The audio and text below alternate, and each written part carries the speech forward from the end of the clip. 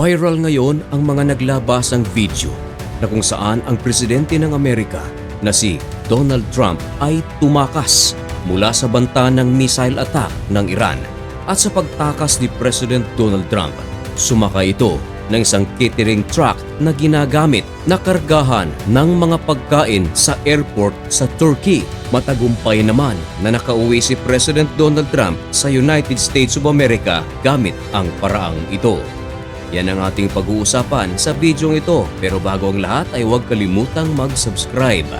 Samahan mo na rin ng like ang bidyong ito at i-click ang notification bell. Napakalaking tulong yan para sa aming mga content creators.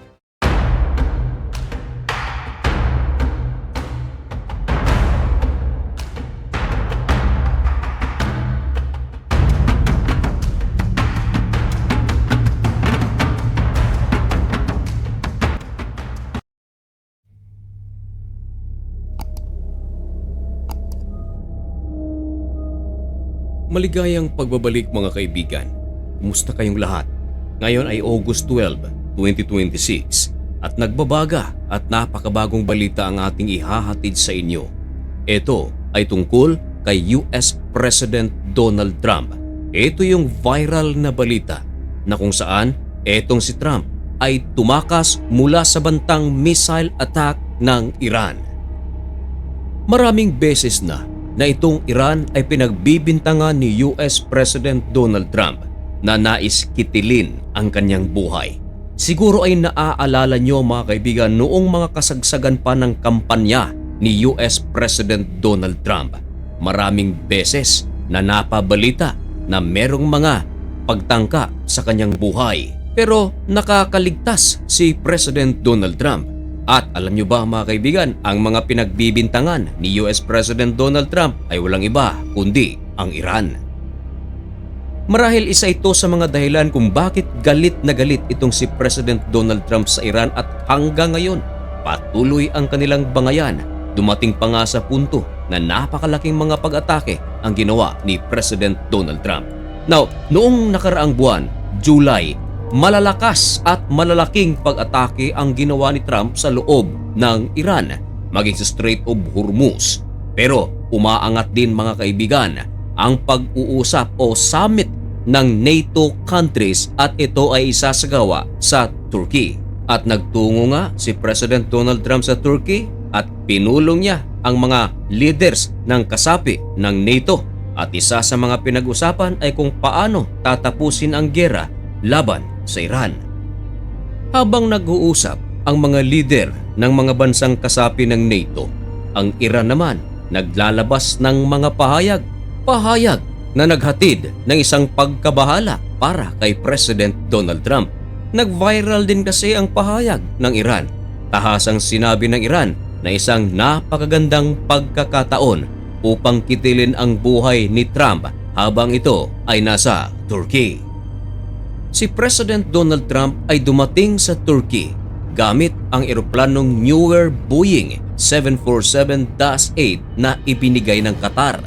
At ayon sa Qatar, kumpleto ito ng mga gamit pang depensa kasi nga ang sasakay hindi basta-bastang tao, hindi pipitsugin kundi presidente pa ng United States of America. Pero nang makarating si President Donald Trump sa Turkey, nag-anunsyo ito na ang kanyang sasakyan pabalik ng Amerika ay hindi na ang Boeing 747-8 kundi ang isang lumang Air Force One. Ang pag-anunsyong ito ni President Donald Trump ay isa na palang paraan upang maiwasan ang posibleng missile attack ng Iran. Makikita sa videong ito na pumasok si President Donald Trump sa kanyang eroplano na kanyang sasakyan pabalik ng Amerika. Nagpaalam sa mga tao sa pamamagitan ng pagkaway na palagi niyang ginagawa kapag siya ay bumibisita sa ibang bansa. Sa eroplanong ito ay hindi mag-isa si President Donald Trump. Kasama niyang sakay rito ang kanyang mga staff. Pero ang kanyang mga staff, sinabihan ng security na pumasok, umupo sa kanilang mga upuan at isara ang mga bintana. Walang kaalam-alam ang mga staff ni President Donald Trump na hindi na pala nila kasama itong si President Donald Trump. Walang kamalay-malay ang kanyang tauhan at hindi talaga dapat itong ipaalam. Malay natin, baka meron ding hudas sa kanyang tauhan. Seguridad kasi ang pinag-uusapan. Kaya sa lahat ng mga galawan ni President Donald Trump, hindi ito gaanong ipinapaalam sa lahat ng kanyang mga tao. Pagsakay ni President Donald Trump sa naturang eroplano, ay lumabas ito sa ibang exit ng naturang eroplano at doon ay nakaabang na pala ang isang catering truck.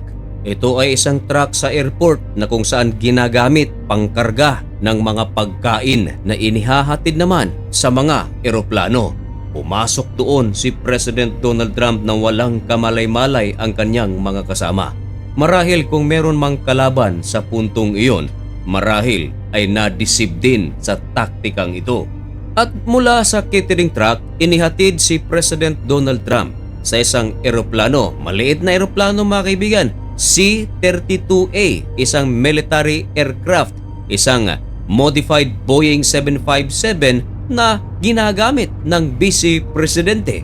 Pero merong isang staff ni President Donald Trump na nakapansin ng isang unusual. Para sa kanya, unusual na hilingin sila ng security na isara ang shade ng eroplano na kanilang sinasakyan sapagkat hindi naman daw ito ginagawa ng security ni President Donald Trump. Dito niya nalaman na parang may kakaiba pero hindi niya pa rin alam na hindi pala kasama si President Donald Trump sa kanilang biyahe. Dito na lang sila nabigla mga kaibigan nang sila ay makarating sa United Kingdom sapagkat ang sasakyan sana na sasakyan ni President Donald Trump pumunta sa United Kingdom at yung sinakyan ni President Donald Trump na C-32A pumunta rin sa United Kingdom at doon na sumakay si President Donald Trump at magkasama na silang umuwi sa Amerika. Marami ang mga nagsasabi na hindi ito ang unang pagkakataon na ginagawa ito ni President Donald Trump para sa isang seguridad. Marahil dyan sa inyong lugar mga kaibigan, mayor, ginagawa din ito lalong-lalo na kung meron silang motorcade. Ito ay para maiwasan kung sakaling meron mang banta sa kanilang buhay. Mga kaibigan, ano ang inyong masasabi tungkol sa balitang ito? Ipaalam ang inyong mga opinyon at komento dyan sa comment section at malugod ko po yung babasahin. So mga kaibigan, hanggang dito na lamang muna ang video ito. Ako pala'y lubos na nagpapasalamat sa mga patuloy na sumusubaybay sa napakaliit na channel na ito. So hanggang dito na lamang muna. May God bless you and thank you so much for watching. Goodbye.